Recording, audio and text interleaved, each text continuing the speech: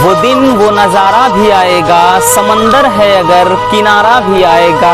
और ज़िंदगी की परेशानियों से हार मत जाना है दोस्त, ज़िंदगी की परेशानियों से हार मत जाना है दोस्त, तुमसे मिलने एक दिन वो सितारा भी आएगा। जय हिंद साथियों, स्वागत है MK सर इंस्पिरेशन के एक और बेहतर वीडियो में। सो फ्रेंड्स, आज के इस वीडियो में हम 12th फिजिक्स के सेकेंड पार्ट के दूसरे चैप्टर यानी किरण प्रकाशिकी तो हो गया। आज के इस वीडियो में हम तरंग प्रकाशिकी को देखने वाले हैं। अगर आपने पहले वीडियो के टॉप 10 क्वेश्चन को नहीं देखा है तो इस वीडियो के डिस्क्रिप्शन बॉक्स में जाइए, वहां पर वीडियो पड़ी है। देखिए मेरे दोस्त, ये जो आपके क्वेश्चन है, मैं इस बात की पूरी गारंटी लेता हूं कि आप किसी भी ईयर का क्वेश्चन पेपर दिखाइए, जो हम आपको ये सीरीज बता रहे हैं, हो ही नहीं सकता कि इसमें का क्वेश्चन ना है। कुछ लोग कहते हैं कि इतना पढ़ लीजिए 90% आ जाएगा, बस इतना पढ़ो 90%। किसी का बाप भी नहीं ला सकता है बस उतना पढ़ के। लेकिन हाँ, इसके लिए आपको एक बेहतर रणनीति की ज़रूरत होती है। तो हम आपको केवल उतना देना चाहेंगे मेरे दोस्त, जितना आपके बोर्ड एग्जाम की दृष्टि से काफ़ी इम्पोर्टेंट है और पूरी तरह से आप भी श्योर रहें कि हाँ, इस क्वेश्चन आने वाले हैं तो हमें इन्हें तैयार करना चाहिए, और उसी बेसिस पे हम आपकी तैयारी को आगे बढ़ाते रहेंगे। तो चलिए आज यहाँ से देख लेते हैं, और इसमें से भी अब की बार 2-3 सेट में से इसमें से भी क्वेश्चन आए थे। ये जो चैप्टर है और जो हमने क्वेश्चन पिक किया है, तो चलिए यहाँ पर शुरू करते हैं। जो पहला क्वेश्चन है फ्रेंड्स, बहुत ही प्यारा सा क्वेश्चन है। कह रहा है कि सूर्य के प्रकाश में जो पानी की सतह पर तेल की परतों के रंगीन दिखाई देने का क्या कारण है।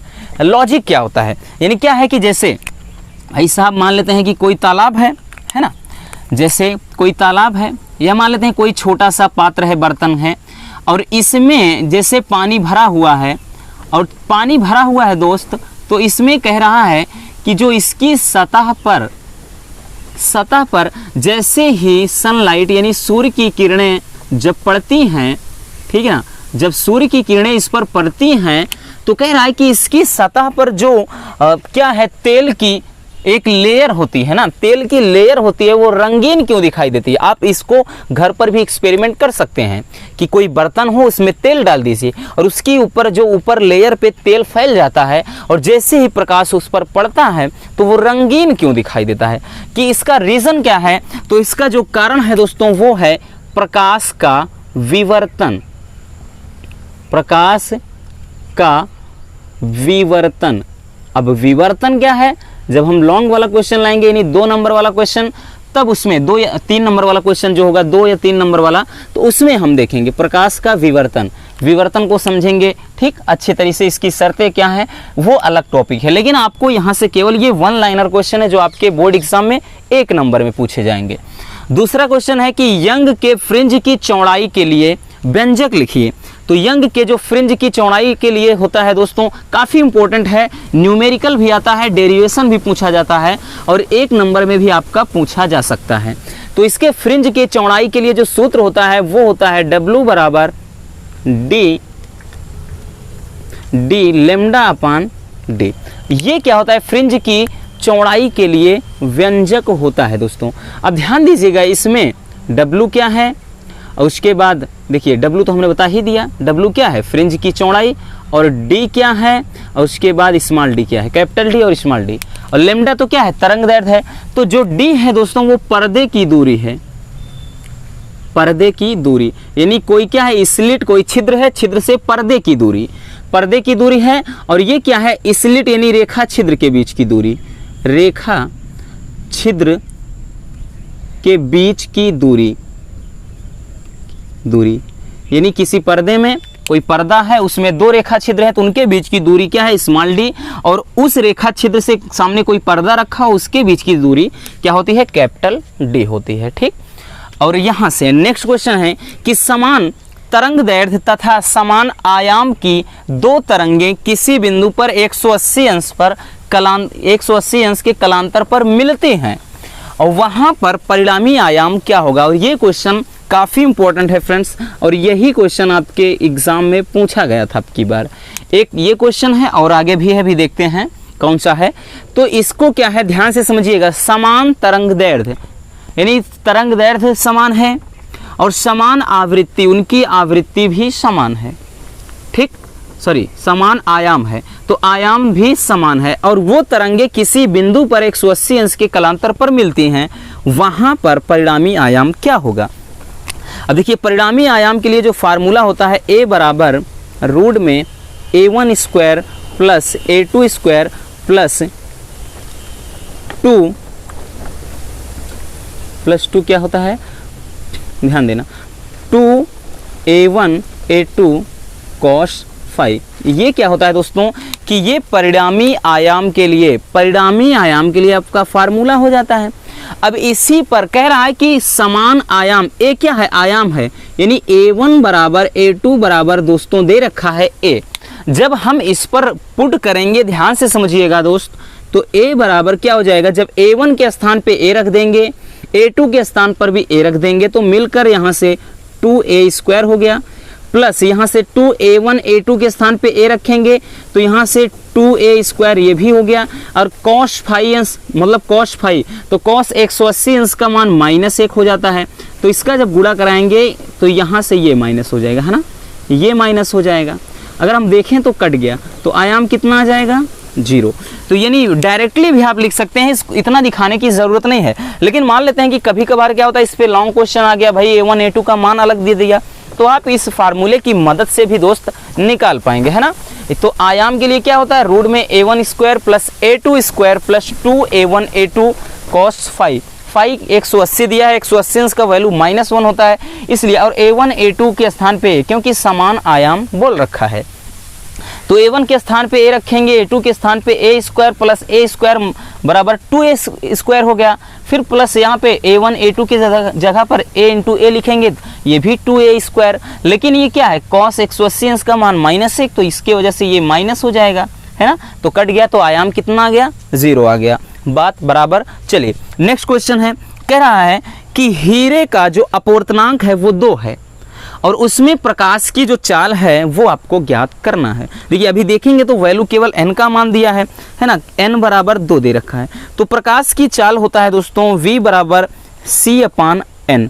ये क्या होता है कि जब अपवर्तनांक और क्या होता है, अपवर्तनांक और किसी माध्यम में प्रकाश की चाल, v क्या है, किसी माध्यम में प्रकाश की चाल, और इसके बाद c क्या है, ये क्या है, निर्वात या वायु में प्रकाश की चाल c है, आपको पता है। तो यहाँ से जब निकालेंगे दोस्तों तो v बराबर हो जाएगा, c का वैल्यू होता है 3 × 10⁸ ना, 3 × 10⁸, ये c का मान कांस्टेंट होता है, नियत, n का वैल्यू दे रखा है। इसको जब हम काट देंगे तो कितनी बार में जाएगा, 1.5, यानी जो चाल आया 1.5 × 10⁸ मीटर प्रति सेकंड, ये क्या आ गया, चाल आ गया, ठीक है ना। कहाँ पर, हीरे में प्रकाश की चाल निकाल लिया। नेक्स्ट क्वेश्चन है, कह रहा है कि किन घटनाओं के द्वारा प्रकाश की तरंग प्रकृति की पुष्टि होती है। ये भी काफ़ी इंपॉर्टेंट क्वेश्चन है, इसको अच्छे से तैयार करके जाना कि किन घटनाओं के द्वारा प्रकाश की तरंग प्रकृति की पुष्टि होती है। तो कौन कौन सी घटनाएं हैं, घटनाएं हम लिख रहे हैं, पहला है व्यतिकरण, दूसरा है विवर्तन, तीसरा है ध्रुवण। ठीक, अब इनकी परिभाषा की आप टेंशन मत लीजिए, हमने बताया ना, जब हम 2 नंबर वाले क्वेश्चन को देखेंगे तो सारे ये जितने इंपॉर्टेंट क्या डिफिनेशन है हम सब लिखाएंगे, आपको घबराने की कोई ज़रूरत नहीं। हम आपको नोट्स भी प्रोवाइड कराएंगे, PDF भी प्रोवाइड कराएंगे, ये हमारी जिम्मेदारी है ना, आपके लिए मेहनत कर रहे हैं तो इतना तो बनता है।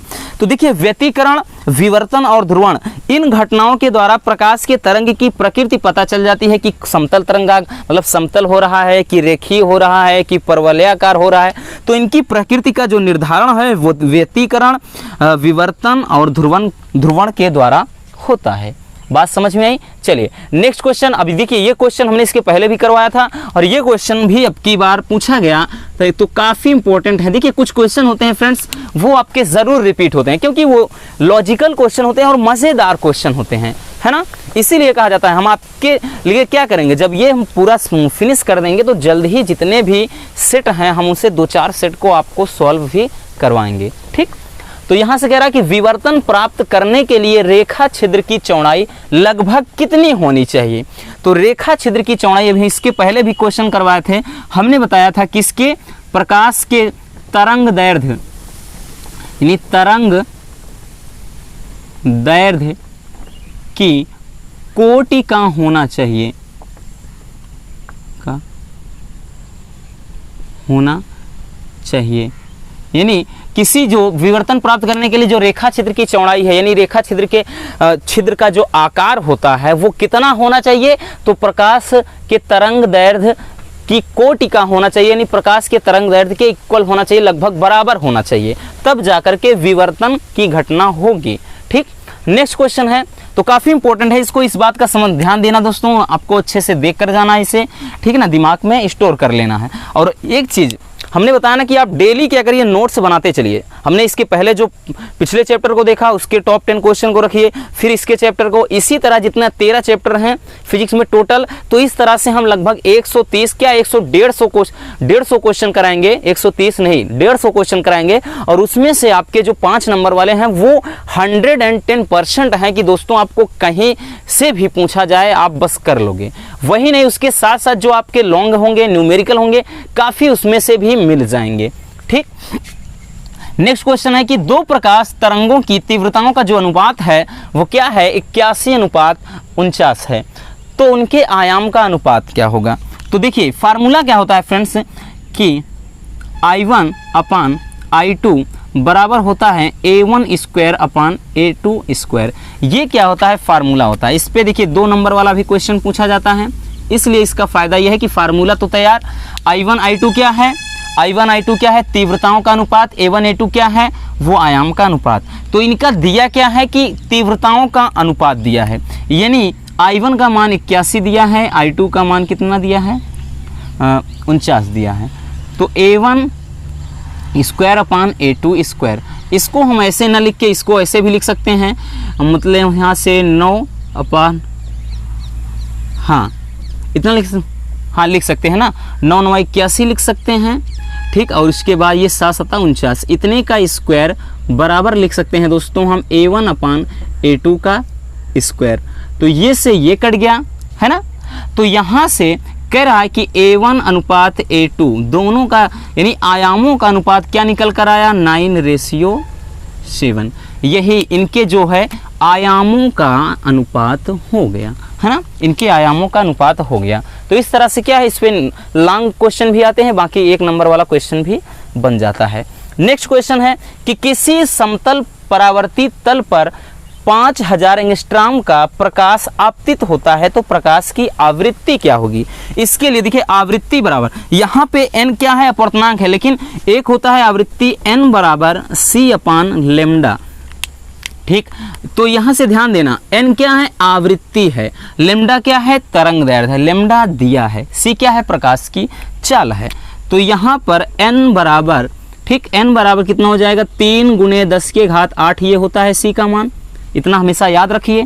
और लैम्डा दिया है 5000 एंगस्ट्रॉम, देखिए ये 5000 एंगस्ट्रॉम दिया है, एंगस्ट्रॉम को मीटर में कन्वर्ट करेंगे तो 10⁻⁻10 होगा, या फिर इसको हम लिख सकते हैं 5 × 10⁻⁷, क्योंकि ये 3 0 जब इसमें 3 ऐड कर देंगे तो 10⁻⁷ बचेगा, तो हम इसको लिख सकते हैं 5 × 10⁻⁷। अब देखिए इसमें करना क्या है फ्रेंड्स, अब इसको सही तरीके से काटने का तरीका, 1 0 इसका ले लीजिए, ये 30 कर दीजिए, यहाँ 10⁻⁷ कर दीजिए, नीचे 5 है × 10⁻⁻7 है, तो ये कितना 5 × 30, तो ये 6 हो गए, और नीचे ऊपर गया ये 10⁻14, ये कितना हो गया 10⁻14, आवृत्ति है तो हर्ट्ज में आंसर आएगा, 6 × 10⁻14 हर्ट्ज। बात समझ में आई, 5 × 30। तो ये क्या है, आप अपने तरीके से जैसा आपका मन का है वैसे काट सकते हैं, कोई दिक्कत नहीं। नेक्स्ट क्वेश्चन है कि यंग के फ्रिंज चौड़ाई पर किन किन भौतिक राशियों का प्रभाव पड़ता है। ध्यान समझना, काफ़ी इंपॉर्टेंट, बहुत ही मज़ेदार क्वेश्चन है फ्रेंड्स।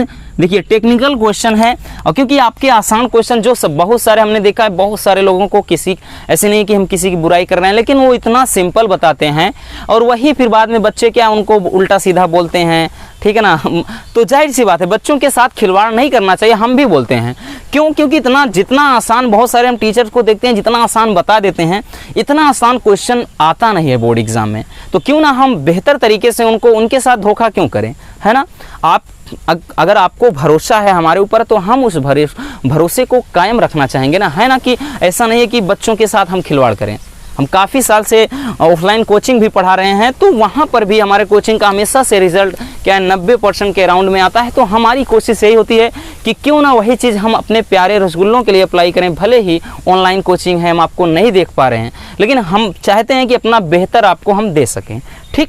तो ये चीज़ होता है, ठीक ना। कह रहा है कि यंग की फ्रिंज चौड़ाई पर किन किन भौतिक राशियों का प्रभाव पड़ता है। अभी यहाँ से समझिए, अभी हमने क्या बताया, यंग की फ्रिंज की चौड़ाई। अब जरा इसमें देखिए गौर से, कह रहा है कि जो चौड़ाई है किन बातों पर निर्भर कर रही है। आप ही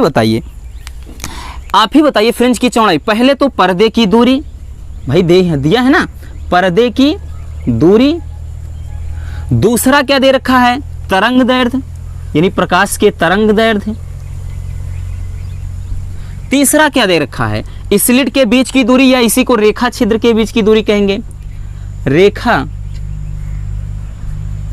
छिद्र के बीच की दूरी। और साथ ही साथ इसके साथ माध्यम पर भी निर्भर होता है कि किस माध्यम में प्रकाश की तरंगें संचरित हो रही हैं। लेकिन ये तो आपको लिखना है, तो इसी फार्मूले की मदद से भी हम इसको निकाल सकते हैं, एकदम सिंपल है, ठीक। नेक्स्ट क्वेश्चन है कि यंग के फ्रिंज की कोणीय चौड़ाई का व्यंजक लिखिए। तो यंग के फ्रिंज की कोणीय चौड़ाई का जो व्यंजक होता है दोस्तों, वो होता है थीटा बराबर लेमडा अपान डी। थीटा बराबर लेमडा अपान डी, ये क्या होता है, फ्रिंज की कोणीय चौड़ाई होता है। थीटा क्या है, कोणीय चौड़ाई, लेमडा क्या है, प्रकाश की तरंग दैर्ध्य, डी क्या है, स्लिट या रेखा छिद्र के बीच की दूरी, ठीक ना, रेखा छिद्र के बीच की दूरी। अभी हमने इसको लिख रखा है। तो ये रहे आपके तरंग प्रकाशिकी, किरण प्रकाशिकी के, तो इसके पहले हमने बता दिया। ये रहे आपके तरंग प्रकाशिकी के अंतर्गत टॉप 10 क्वेश्चन, और आपको विधिवत इसको क्या है कॉपी में लिखते चलना है। तैयारी अगर देखेंगे तो दोस्त आपकी तैयारी का अब देखेंगे तो कुछ भी समय नहीं बचा है। अब ये मत देखिए अभी 3 महीना, 4 महीना, 5 महीना, 6 महीने, नहीं भाई साहब। आपके ठंडी आई तो शादी विवाह के समय में 1 महीने तो ऐसे ही निकल गए ना। आप घूमने टहलने में निकाल दीजिए, फिर उसमें जनवरी में कहेंगे अरे दादा ठंडी लग रही है ना, तो ऐसे निकल जाएगा। इसलिए तैयारी अभी मौका है, समय है, ठीक ना। तो कोशिश ये करिए कि जितना हो सके हम आपके लिए जितना कुछ कर रहे हैं उसको विधिवत मेंटेन करिए, उसको लिखते चलिए। तो बस आज के इस वीडियो में इतना ही। अगर वीडियो पसंद आई हो तो प्लीज़ इस वीडियो को लाइक कर देना, और नए हैं तो चैनल को सब्सक्राइब ज़रूर कर लीजिए, क्योंकि हम डेली आपके लिए ऐसे ही स्टडी मटेरियल, ऐसे ही कंटेंट, ऐसे ही टॉपिक प्रोवाइड कराते रहेंगे। तो मिलते हैं किसी और मज़ेदार टॉपिक के साथ। Love you, bye bye, take care.